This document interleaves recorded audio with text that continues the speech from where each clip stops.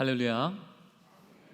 참 좋은 교회, 대언교회에서 우리 다음 세대와 믿음의 가정 그리고 교회를 향한 우리 하나님의 말씀을 함께 나눌 수 있게 되어서 얼마나 기쁘고 감사한지 모르겠습니다.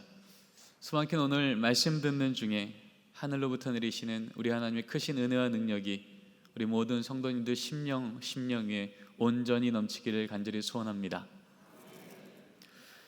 C.S. 루이스가 고통의 문제라는 책을 통해 이러한 얘기를 합니다. 하나님은 우리가 평안할 때는 속삭이며 말씀하시지만 우리가 고통 가운데 있을 때는 메가폰으로 소리치신다. 우리는 고난이라는 것을 마주하게 되면 이 고난 언제쯤 끝날까? 이 고난 얼마나 큰가? 그거 바라보느라 정작 그 고난을 다스리시는 하나님을 향한 시선을 놓쳐버리기 쉽습니다. 그래서 우리 하나님은 우리가 고난 가운데 있을 때면 이전보다 더 큰 목소리로 외치시는 거예요. 길이 안 보이냐고. 내가 길이라고. 생명이 끊어질 것 같냐고. 내가 생명의 근원이라고. 거기 그렇게 멈춰 있지 말고 여기 고난보다 큰 나의 오른손 잡고 이 믿음 계속 같이 가자고요. 우리 하나님 이 아침에도 이제 우리 다음 세대들이 여름 사역을 참여하게 될 이 여정 앞에서 먼저 우리 부모 세대와 교회가 하나님 앞에서 듣고 결단해야 될 메가폰 잡고 외치시는 주의 음성 들려주실 줄 믿습니다. 우리 짧은 영상을 함께 보고 이어서 주의 말씀을 나누겠습니다.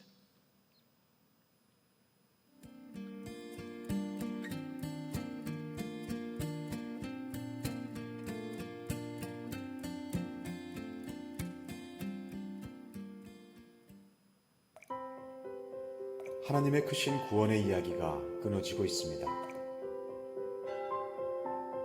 다음 세대는 점점 교회를 떠납니다.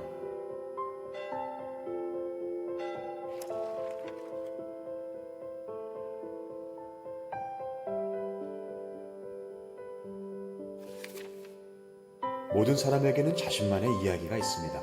개인의 꿈, 가치, 비전. 그러나 사실 그 이야기는 각 사람을 둘러싼 세상의 더 큰 이야기와 밀접하게 연결되어 있습니다. 세상이 들려주는 더 큰 이야기는 개인의 이야기를 강화시키기도 하고 약화시키기도 합니다. 지금 교회에서 아이들이 하나님의 이야기를 정기적으로 듣고 있다 하더라도 그 아이를 둘러싼 세상이 전혀 다른 이야기를 계속해서 들려준다면 아이 속의 하나님의 이야기는 점점 사라지게 될 것입니다. 사실 이러한 문제는 교회의 구조에서부터 시작됩니다. 원래 교회는 하나님의 이야기를 함께 나누는 하나의 가족 공동체였습니다. 그러나 시간이 지나면서 현대교회에는 전문화된 부서가 생겨났고 다음 세대와 부모 세대는 각자의 장소에서 따로 떨어져 예배하며 서로 다른 이야기를 듣게 되었습니다. 그리고 원래 가정은 하나님의 이야기를 가르치고 전수하는 첫 번째 신앙교육 장소였습니다. 그러나 시간이 지나면서 현대 가정의 부모들은 신앙교육에 대한 책임을 잊어버리고 그럴 수 있는 기능도 상실해버렸습니다. 결국 부모는 교회 전문가들에게 자녀의 신앙교육을 모두 맡겨버리게 되었습니다. 이제 아이들은 하나님의 이야기를 교회에서만 들을 수 있을 뿐 가정에서는 같은 하나님의 이야기를 들을 수 없게 되었습니다. 그러면 어떻게 해야 할까요? 이제 교회는 단절된 구조를 다시 커다란 하나의 통합된 구조로 바꾸어 모든 세대가 같은 하나님의 이야기를 듣고 공유할 수 있도록 해야 합니다. 그리고 가정은 교회에 맡기기만 하던 신앙교육의 책임을 자신의 것으로 되찾아 가정에서도 같은 하나님의 이야기가 들려지고 계속하여 다음 세대에게 물려지도록 해야 합니다. 하나님이 처음 의도하신 디자인대로 가정과 교회가 함께 협력할 때 아이들 속의 이야기는 하나님의 이야기로 다시 쓰여질 것입니다. 가정과 교회가 협력하여 다음 세대의 삶 속에 하나님의 이야기를 끊임없이 이어가는 것. 목사님들께 여쭤봤습니다. 목사님, 우리 다음 세대가 교회를 자꾸 떠나는데 어떻게 하면 우리 아이들 다시 신앙의 회복을 이룰 수 있을까요? 거긴 여러 가지의 요인들이 있었습니다. 교재를 바꿔볼까요? 건물을 좀 보수해 볼까요? 혹은 예산을 좀 늘려볼까요? 그런데 다른 이유와는 비교도 안 될 정도의 1위의 답이 나오게 됩니다. 그것은 부모 세대를 향한 교육과 훈련이었습니다. 특별히 30대에서 40대, 우리 교회학교를 나오는 아이들의 부모님의 세대에 해당되는 연령대입니다. 왜 목사님들은 많은 이유들이 다 있다고 인정하면서도 그중에 먼저 부모 세대가 변하지 않고는, 부모 세대가 다시 말씀 앞에서 삶이 갱신되지 않고는 우리 다음 세대가 다시 교회로 돌아오기 쉽지 않겠다라고 말했을까요? 우리 애들이 이렇게 말했기 때문입니다. 서울 시내에 있는 예수 믿는 중고등부 아이들 500명을 대상으로 물었습니다.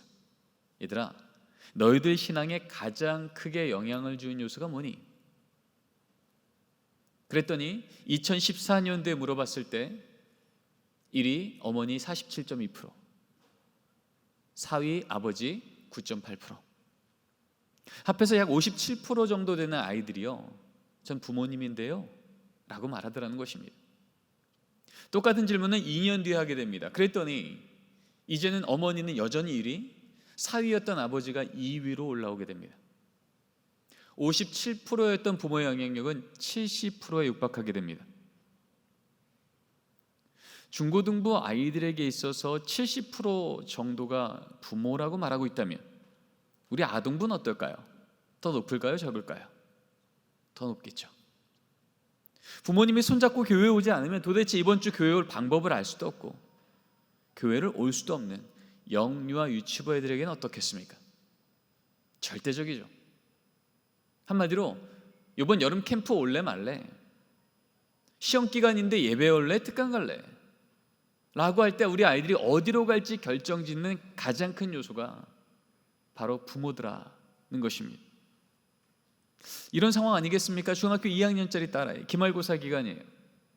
엄마 집사님이 주일 아침 10시 분명히 중등부 예배 시간인데 이 아이를 교회가 아닌 학원 앞에 내려주며 얘기합니다. 혜인아, 너 이번 기말고사 얼마나 중요한지 알지? 열심히 공부해. 엄마 열심히 기도할게. 그리고 엄마 집사님은 교회로 오십니다. 와서 뭐라고 기도하실까요? 하나님, 이번 달 아주 좋은 성적으로 우리 하나님, 우리 자녀의 성적을 통해 큰 영광 받아주세요. 정말 하나님 그 영광 받아주실까요? 열심히 공부하라고 엄마는 열심히 기도하겠다고 그렇게 말하며 돌아서는 엄마의 집사님 등을 보며 이 딸이 무슨 생각하겠습니까? 이런 생각하지 않을까요? 아, 신앙은 여차하면 제껴도 되는구나. 급할 땐 찾고 손해볼 것 같을 때 여지없이, 예배가 아니라 특강이, 하나님의 말씀과 은혜가 아니라 세상의 스펙이 진짜 내 인생 안전하게 지켜주겠네. 아, 이게 똑똑하게 신앙생활 하는 거구나. 우리 애들이 헷갈리지 않겠습니까? 여러분이 망가져버린 신앙의 기준을 우리 아이들이 어디서 배웁니까? 학교에서요? 학원에서요? 세상에서요? 혹시 예수 믿는 부모의 등을 통해서 배우고 있지는 않습니까? 그렇지 않고서야 올해 우리나라 한국갤럽을 통해서 발표되어진 예수 믿는 부모 세대 17%, 우리 자녀 세대 3.8%. 내 인생의 주인은 예수요라고 말하는 그 부모 세대가 정상이라면, 가정마다 부모는 신앙의 교사라고 말씀하고 있는 성경의 구절대로 우리가 살아왔었다면 정말 우리 자녀 세대가 3.8% 미전도 종족의 수준으로 바닥치겠습니까? 두세 사람만 모두 거기 함께 하겠다고 하신 주의 말씀이 살아있고 하나님께서 여전히 우리 다음 세대를 향한 하나님의 언약의 말씀을 주고 있음이 멈추지 않았다면 어떻게 우리 다음 세대가 우리 교단에서 선교사 파송할 때 미전도 종족에 해당되어지는 3.8%로 바닥칠 수 있었겠습니까? 성경은 우리 다음 세대를 하나님께서 복 주시겠다, 너희 자녀 세대를 그레이트 네이션, 큰 민족으로 내가 세우리라 말씀하실 때마다 다음 세대랑 직접 딜하시지 않으셨고요, 늘 그 다음 세대를 맡게 하신 부모 세대에게 명령하셨습니다. 오늘 내가 내게 명한 이 말씀을 너는 마음에 새기고, 머리에 새겨서 입으로 나오는 게 아니라요, 마음에 새겨서 삶의 등으로 보이라는 거예요. 여기서 마음이라고 하는 히브리 단어 레바브는요, 중심이란 뜻도 되고 우선순위란 뜻도 됩니다.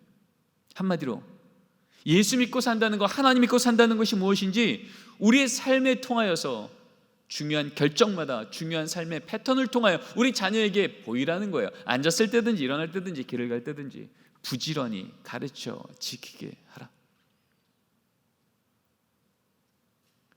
하나님께서 다음 세대, 저 젖과 꿀이는 저 땅 주리라 말씀하신 뒤에 이 부모 세대를 인도하시사 이제 모압 평지 앞에서 요단강만 건너면 이제 정말 그 땅을 내 자녀 세대가 얻는 상황이에요. 그런데 하나님께서 다시 한번 모세를 통하여 그 부모 세대에게 명령하십니다. 내가 언약한 대로 저 땅 너네 자녀 세대에게 줄 터인데 이거 하나 분명히 하자. 너는 내가 내게 명한 이 말씀은 하나님이 누구신지, 너희 부모 세대 삶 가운데 일하셨던 하나님이 어떤 분이신지 삶의 등을 통하여 내 자녀에게 보이고 있느냐는 질문입니다. 2000년 교회사는 이 말씀대로 순종하였던 다음 세대가 얼마나 강력하게 세워져 왔는지, 심지어 그 시대가 도대체 다음 세대는 신앙을 전수받지 못할 정도로 어려웠던 그 시대들, 2000년 전 초대교회요, 로마 제국이 예수 믿는 다음 세대들을 핍박할 때입니다. 심지어 순교라고 하는 것을 들고 나와서 신앙을 택할 건지 세상을 택할 건지 그들을 위협하고 있을 때입니다. 근데 여러분 다 아시는 대로 2000년 전 초대교회는요, 그렇게 핍박이 있었음에도 불구하고 다음 세대는 끊어지지 않았고 도리어 강력하게 부흥하여 1000년의 로마는 무너지고 그 땅 위에 주님 없는 교회가 올라왔는데, 그 당시 그렇게 인도했던 교부들, 영적 리더들, 성 크리소스톰, 알렉산드레 클레멘트, 성 어거스틴, 우리가 알고 있는 하나님의 말씀을 연구하며 이끌어갔던 교회 리더들이 이렇게 공통적으로 그를 통하여 말하고 있습니다. 예수 믿는 가정입니까? 가정 안에서 거룩한 의례를 실시하십시오.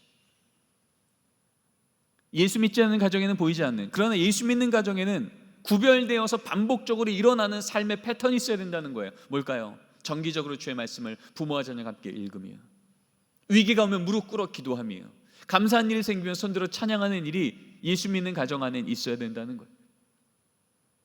500년 전 종교개혁을 통하여서 1000년간 신음하던 교회, 타락하던 교회가 다시금 갱신되어집니다. 믿음의 다음 세대가 놀랍게 세워집니다. 바로 그때에 그것을 이끌어갔던 종교개혁자들, 마틴 루터, 존 캘빈, 징글리, 우리가 알고 있는 하나님의 말씀만으로 연구했던 종교개혁자들이요, 담임 목사님이셨던 분들께서 그들의 목회 서신을 통하여 반복적으로 강조하는 데에는 공통적인 글이 나옵니다. 그것은 바로 가정은 작은 교회예요. 언약 공동체임을 잊지 마십시오. 교회 안에는 여러 가지 사건이 반복되지만 다른 건 몰라도 예배라는 사건이 없는 순간 그곳은 교회일 수가 없습니다. 가정이 작은 교회라고 하는 건 우리 가정이 예수 믿는 가정이라면 정기적으로 매일이건 일주일에 한 번이건 하나님을 예배하는 그 사건이 반복적으로 있어야 된다는 거예요. 혈연 공동체만이 아니라 언약 공동체, 하나님께서 이 부모 세대에게 주셨던 그 언약의 말씀이 자녀 세대에게도 동일하게 공유되어지는 그 가정. 그래서 종교개혁자 마틴 루터는 얘기합니다. 믿음의 가정마다 부모는 설교자입니다. 장로교회셨던 존 켈빈이 얘기합니다. 믿음의 가정마다 부모가 자녀와 함께 말씀을 읽으며 기도를 하는 것은 하나님 앞에 결코 작은 칭찬이 아닙니다. 하나님이 칭찬할 만한 그 일, 하나님의 기쁨되는 가정 되기 위해서 가정 안에서 정기적으로 가정 예배 드리라는 말이에요. 100년이 지납니다. 청교회 시대가 되었더니 이제 아예 총회와 교회에서 가정 예배를 드리지 않는 가정은 7일을 하라고 할 정도로 하나님의 말씀을 주목하고 집중하고 따라가다 보니 가정 예배는 선택사항이 아니라 순종사항이었구나라는 것을 더 강력하게 교육하기 시작합니다.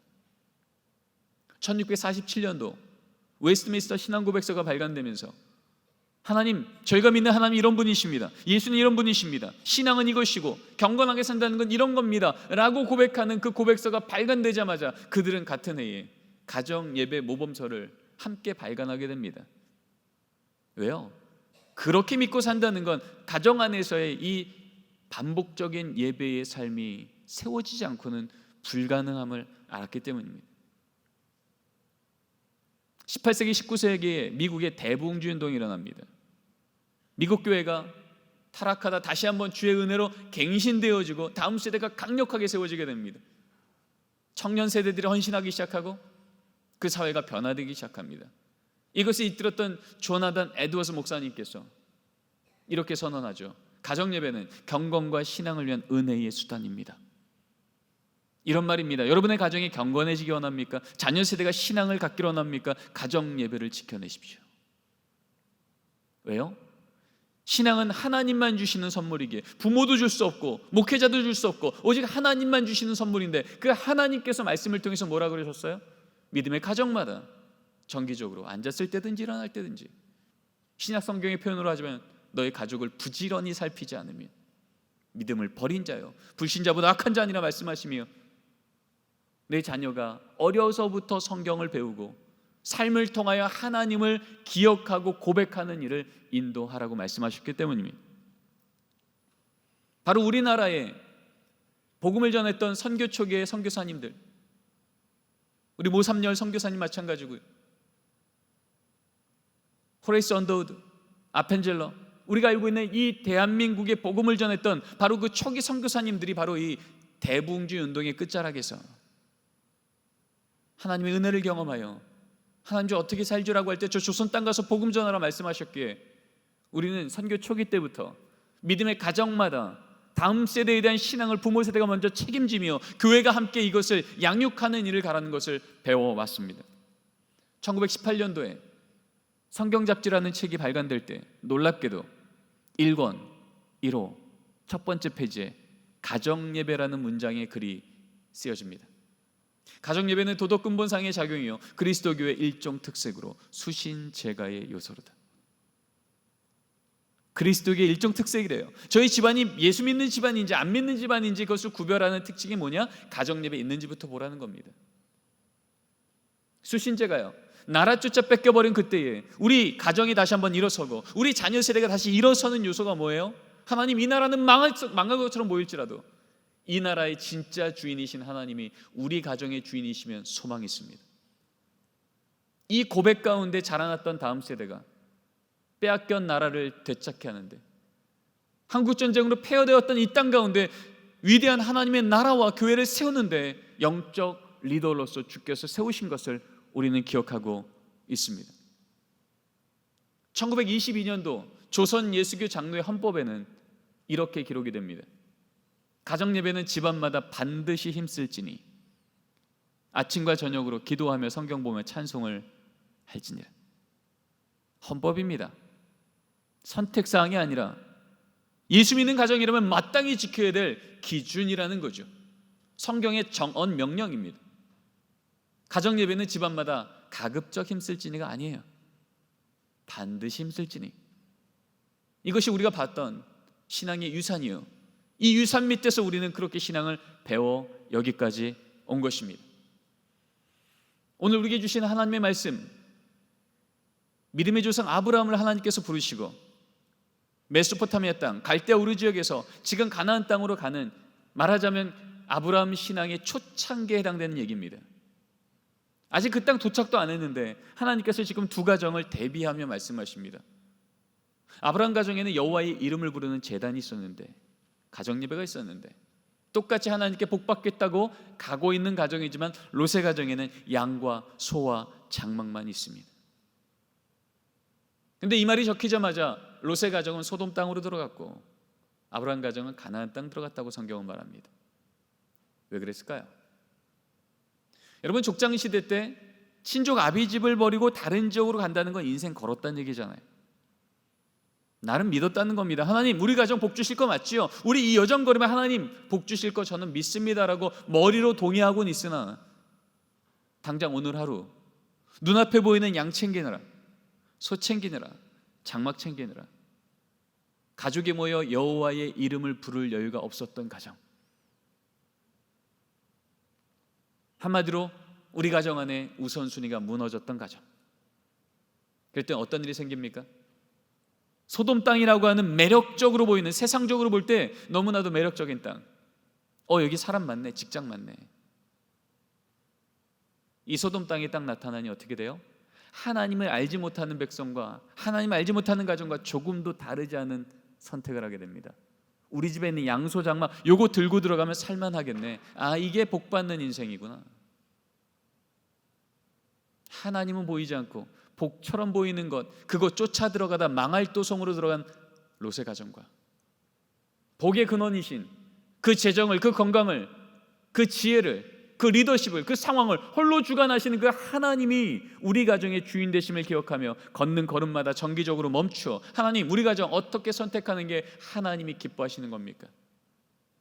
말씀을 들으며 응답하며 그렇게 갔더니 기근의 땅마저 적과 꿀이는 땅으로 뒤집어 놓으시는, 세상이 감당 못할 신앙의 명문 가문으로 만드신 하나님의 말씀, 오늘 말씀 듣는 우리 대원교회 가정마다 롯의 가정이 아닌 아브라함 가정의 그 크신 축복과 결단과 은혜가 함께 임하기를 간절히 소원합니다.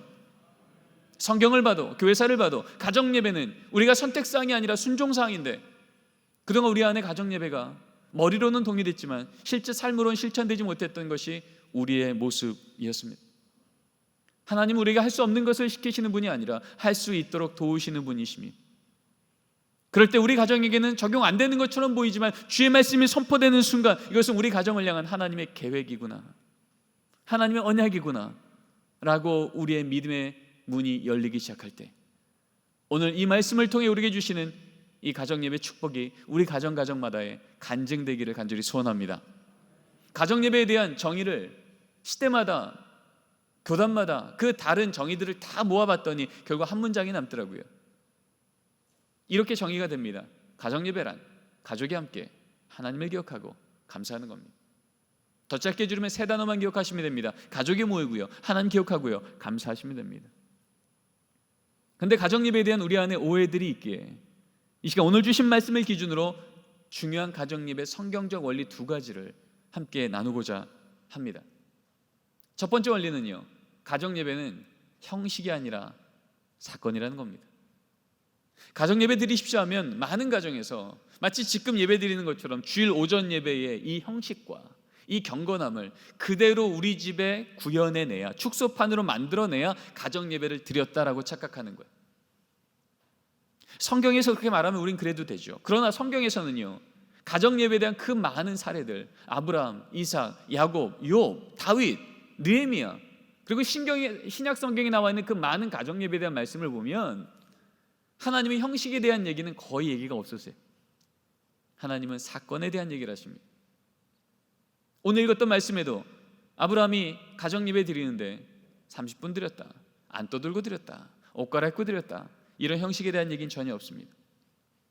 우리는 가정예배 드리려고 하면 우리 자녀들, 우리 손주들, 우리 부모가 기대하는 것만큼의 행동을 안 하니 그거 교정하고 그거 다스리느라 먼저 지쳐서 예배가 되지 않는 경우가 많아요. 그러나 하나님 우리 가정의 영적 수준을 아십니다. 약하면 약한 대로. 중요한 것은 행동을 교정시키는 게 아니라 우리 자녀에게 오늘도 하나님께서 주신 말씀을 함께 기억하고 감사하는 사건을 주목하는 거예요. 2000년 교회사 중에 가정예배를 가장 강력하게 실시했었던 청교도 시대 때 가정예배에 대한 기준은 이렇게 나옵니다. 가정예배요? 가족이 모여 성경 한 구절만 읽어도 이미 가정예배 드린 겁니다. 이것이 성경을 통해서 연구하고 실천했던 믿음의 세대, 부모 세대들이 따라갔던 걸음이라는 거예요. 저희 집은 가정예배를 12년째 매일 드리고 있습니다. 그러면 저희 자녀들은 가정예배 시간 5분 전 되면 성경책 옆으로 끼고 와서 아버님, 가정예배 드릴 시간입니다. 말씀 준비하셔야죠. 그럴까요? 단 한 번도 그런 적이 없습니다. 매일 가정예배를 드리는 아이들이지만 가정예배 시간에 아이들이 보이는 이 형식은요, 태도는요, 지금도 여전히 저는 적응이 잘 되지 않습니다. 분명히 눈은 천장을 보는데 손은 바닥을 쓸고요, 허리는 거의 연체동물에 입은 끊임없이 떠듭니다. 누나 왜 눈 떴어? 넌 왜 떴어? 뭐 이런 얘기들이 계속 예배 시간에 오가고 있죠. 예배 끝날 때쯤 되면 제 마음에 의심형이 충만해집니다. 도대체 얘는 예배나 드린 걸까? 제가 묻죠. 아들, 오늘 말씀 듣기나 했니?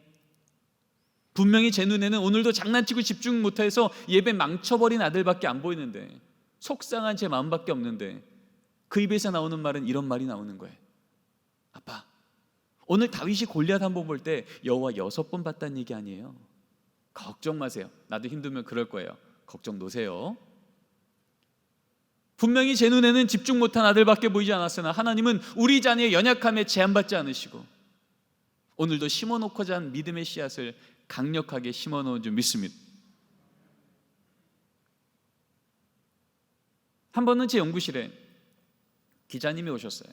가정예배에 대한 인터뷰를 끝내고 이제 저희 집은 맨날 가정예배 드린다고 하니 그날 저녁에 이제 가정예배 드리는 장면을 자료화면으로 찍겠다고 오겠다는 거예요. 제가 기자님께 말씀드렸습니다. 기자님 오지시 마시고요, 제가 사진 2컷만 찍어서 보내드리겠습니다. 그리고 그날 저녁에 아이들한테 얘기를 하고 이제 가정예배를 드릴 때 찍은 사진이 이겁니다. 성령 충만한 얼굴이에요. 저는 이전에 가정예배 시간에 아이들이 저렇게 찬양하는 모습을 본 적이 없습니다. 사진을 찍으면서도 좀 당황스러웠죠. 말씀 듣는 시간입니다. 허리는 꼿꼿이 펴고 얼굴엔 온화한 미소와 가정예배 시간 내내 성경을 뚫어지라 쳐다보는 집중력이요. 저는 그날 저녁에 이제 잠을 자는데 잠이 안 왔습니다. 도대체 우리 애들은, 어린애들이 이렇게 위선적일까? 큰일 났다, 이거 전국방송 나간다는데. 너무 마음이 불편해서 뒤척뒤척 잠을 못 자고 있는데 하나님이 제 마음속에 이런 깨달음을 주시는 거예요. 아, 그렇구나. 오늘도 집중 못하여 또 까먹었네 싶어 또 지적하고 또 혼내느라 저도 지쳤는데 아니었네. 다 알고 있었네. 찬양 저렇게 해야 된다는 거, 말씀 저렇게 들어야 된다는 거, 까먹어서가 아니라 아직 미성숙해서 못했던 거였구나. 시편 1편 3절 말씀처럼 철을 따라 열매를 맺으신 하나님, 오늘도 이 부모는 우리 자녀가 가을이라는 열매로 예배드리길 기대했는데 아니었네. 우리 자녀 아직 봄이었네. 씨앗을 심고 물을 붓고 햇볕을 주어도 땅 위로는 아무 일도 일어나지 않는 것처럼 보이는, 그러나 그 안에서 어떤 일이 생겨요? 뿌리는 생명수를 향해 힘있게 내려가고 뿌리는 땅 위로 줄기로 올라오고 있는 역사가 일어나는 줄 믿습니다. 신앙은 부모가 줄 수 없는 겁니다. 오직 하나님만 주시기에, 하나님의 말씀이 명한 자리를 지켜낼 때 우리는 이해하지 못하고 우리는 보지 못할지라도 하나님은 언약대로 말씀하시는 걸 우리에게 경험케 하시는 거예요. 여러분 기억하십시오. 성경에서 말하고 있는 가정예배는 형식이 아니라 사건입니다. 자, 두 번째 원리인데요, 같이 한번 읽어봤으면 좋겠습니다. 시작. 가정예배는 숙제가 아니라 축복의 시간입니다. 많은 가정에서 가정예배를요, 우리 자녀 때문에 하는 부모의 영적 숙제라고 여기세요. 그런 성경은 그렇게 말하지 않습니다. 숙제가 아니라 온 가족을 위한, 부모까지 포함된 온 가족을 위한 하나님의 축복이 임하는 시간입니다. 숙제를 여기시니까 자꾸 가정예배를 가족 모임처럼 하세요. 가족 모임 아시죠? 부모가 하고 싶은 얘기 몰았다가 다 해낸 시간. 근데 여러분, 저도 가정예배가 하나님이 우리 가정에게 말씀하시는 그 은혜를 기억하고 감사하고 동의하고 그 말씀이 정말이라면 우리 이전과 다르게 믿음으로 다시 한번 살겠습니다 결단하는 자리가 가정예배라면, 여러분 가정예배는요 가족 모임이 될 수 없는 겁니다. 부모가 하고 싶은 얘기를 하는 시간이 아니라 하나님이 부모와 자녀 모두에게 주신 음성을 듣는 시간이죠. 근데 가족 모임처럼 되니까 이렇게 되는 거예요. 데살로니가전서 5장 16절 말씀을 읽습니다. 항상 기뻐하라. 그리고 아버지가 얘기하죠. 항상 기뻐하라. 아들 얼굴 펴. 기뻐하라. 얼굴 펴. 분명히 하나님의 말씀은 읽었는데 주의 음성은 안 들리고 지적만 들리는 거예요.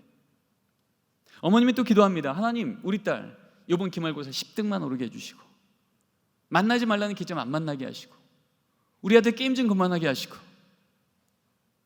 분명히 부모 입장에서 이건 정직한 기도 맞아요. 그러나 여러분 그 기도는요, 여러분 개인 기도 시간에 하십시오.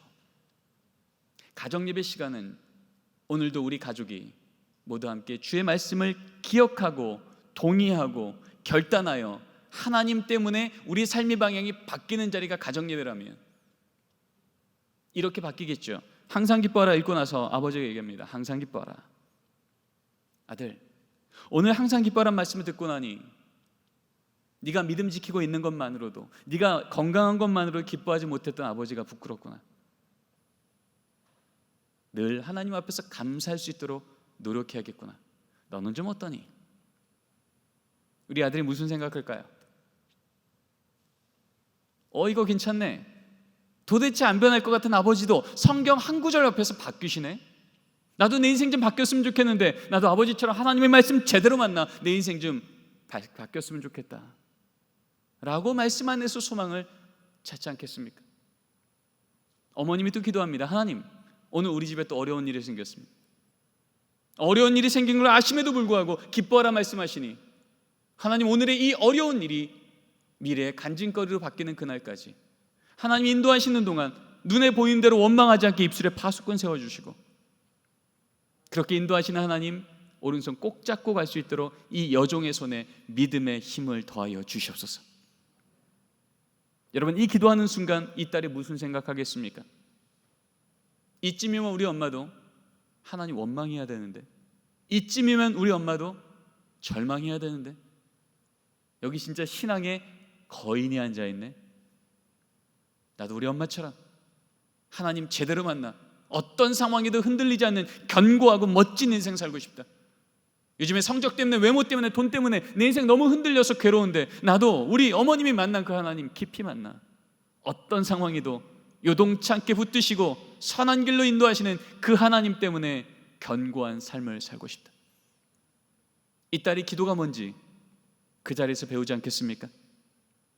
여러분, 우리 자녀들은요, 하나님의 형상을 따라 만들어진 인격체이기에 지적해서 변하지 않습니다. 감동받을 때 변합니다. 어떻게 우리 자녀를 감동시킬까요? 부모의 기대와 부모의 경험만으로는 우리 자녀 감동시키기 어렵습니다. 나조차 포기되어지고 절망되어진 상황일지라도 우리 삶을 주관하시는 하나님 말씀 따라 우리 자녀에게 하나님의 말씀으로 괜찮다고, 하나님 살아계시니 여전히 우리에게 소망이 있다고, 너희 삶 가운데 하나님의 도우심의 손길이 여전히 있으니 이 부모도 함께 응원하며 가겠다고, 주의 말씀 갖고 그 자녀에게 하나님 말씀 안에서 새로운 길을 발견하며 걸어가는 부모와 함께 이 자녀는 진짜 삶의 소망을 보며 어디서도 보지 못했던 안전한 디딤돌을 믿음 안에서 발견하는 은혜가 있게 될 줄 믿습니다. 가정예배는 그런 자리입니다. 부모와 자녀가 지치는 자리가 아니라 하나님만 주시는 그 은혜를 정직하게 받아들이며 고백하며 하나님이 빚어주시는 놀라운 신앙이 매일매일 그 자리에 임하는 것입니다. 말씀을 정리합니다. 이 시대 세상이 우리 아이들을 제자화시키고 있습니다. 매일 보는 핸드폰, 인터넷, 게임, 매일 가서 만나는 학교에서의 음란문화, 폭력문화, 경쟁문화, 이렇게 살지 않으면 밀릴 거라고, 손해볼 거라고 우리 아이들에게 그렇게 가르치는 세상 속에서 우리 아이들은 그렇게 걷는 걸음 가운데 대학이라는 골리앗, 직장이라는 골리앗, 재정이라는 골리앗 턱턱턱 다가섭니다. 그럴 때마다 세상은 말하죠. 여기 조금 더 큰 돌멩이 있다고, 여기 조금 더 큰 사울의 칼이 있다고, 조금 더 큰 스펙이 있다고, 요거 들고 들어가면 세상 만만할 거라고. 그렇습니까? 아닙니다.